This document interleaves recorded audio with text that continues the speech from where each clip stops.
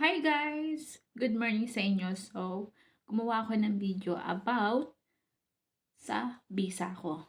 So, for this video guys is pag-uusapan natin paano ako nakapuntang Australia at ano ang visa na hawak ko ngayon. So, ayan. Oops! Wala naman. So, ayan guys, pag-usapan natin paano ako nakapunta dito sa Australia at ano ang visa na hawak ko paulit-ulit. So, i-share ko lang sa inyo guys. Sige, i-share ko lang simula yung story ako, yung love story ko ba. So, parang may narinig kasi ako, may ingay doon sa labas. No, i-share ko lang sa inyo. So, nagsimula kasi kami, guys, ng boyfriend ko or asawa ko na ngayon sa LDR. No? So, 5 years kami na long distance relationship. Nasa Saudi ako, tapos nandito na siya sa Australia. So, nagpasya kaming magkita August 12, 2023, umuwi siya ng Pilipinas, guys. Kasi, nung unang visa ko, as in tourist visa, na-delay ako nun. Na-delay ako. So, may tumatawag. May kumukuling. So, na-delay. So, excuse me guys, kasi may tumatawag sa akin. So, yun ako muna, tumatawag yung papa ko. No? So, ayun nga guys. So, nakita kami August 12, 2023. Itong last year lang, umuwi siya. First time namin mag-meet kasi dapat uuwi kami ng 2018. Nagpasya kami. Kaso 'di ba, 2018, 2020 pala. Oh. 'Di ba 2020 nagsimula ang pandemic, 'di ba? So pasensya na kayo guys kasi ang dami-dami putol-putol this video ko kasi nga inaano ko si Papa tumawag kasi. So ayun nga, punta na tayo sa usapan natin, 'di ba? So umuwi siya guys, April 12, 2023. Then nag-meet na kami sa Pilipinas. So August 19, nag-propose siya sa akin. Then August 23, shortcut ko na lang. August 23, bumalik na siya ng pa-Australia. Then, inasikaso niya kaagad ang papel ko.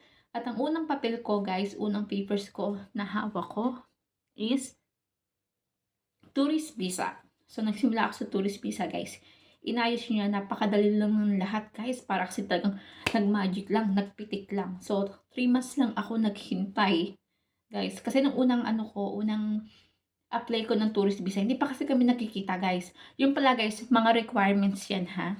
Dapat genuine talaga. Genuine ang inyong relation.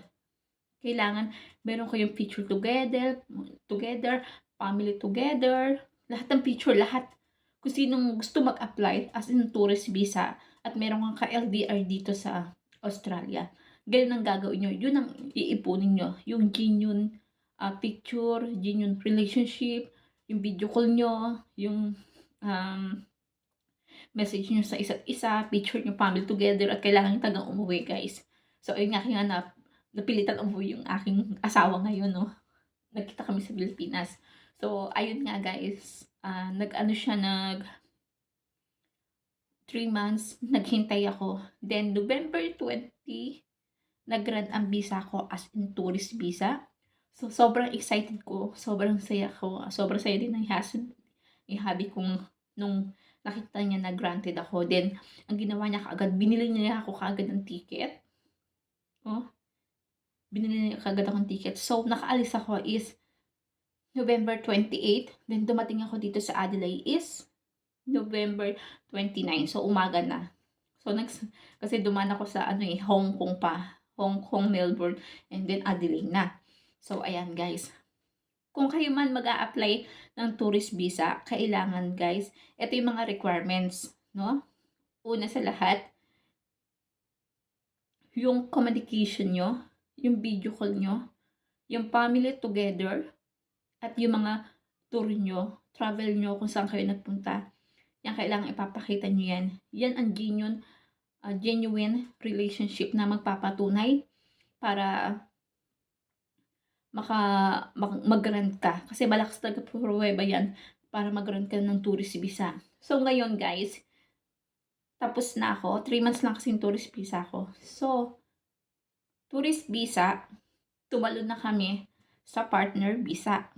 So, pagtalon namin sa partner visa, eto ngayon guys, nag-grant ako ng bridging visa A. So, ang bridging visa A, yung may karapatan ka na manatili dito sa Australia at may karapatan kang pwede kang mag-aral, pwede kang magtrabaho at malaya kang gumalaw dito. Yun lang ang kinagandahan ng bridging visa A. At kung gusto mo naman mag-travel, kasi pag bridging visa A ka, hindi ka pwede mag-travel. So, mag-a-apply ka ng bridging visa B. If you want na gusto mong lumabas ng bansa, katulad ng gusto mong pumunta ng Pilipinas, di ba? So, ayun. So, ngayon guys, nasa bridging visa A ako. And then, lalabas yung susunod na visa ko. As in, a partner visa. Siguro, mga 8 months daw lalabas na yun. Mga November siguro. No? So, ayun guys. Yun lang, i-share ko lang sa inyo kung paano ako nakapunta dito sa Australia. At ano ang bisang hawak ko ngayon, kundi ang bridging visa A. Yun guys, napakaganda yun. So, sana guys, supportahan nyo ang YouTube channel ko, Mira Vera. At sana huwag kayong masawang manood. At salamat sa panonood, pag-suporta nyo sa akin sa mga nadadaan ng mga video ko. Salamat sa inyo. So, God bless. And see you tomorrow. Gagawa ulit ako ng vlog guys. So, salamat. At sana makatulong to. Salamat sa inyo. God bless. Bye-bye.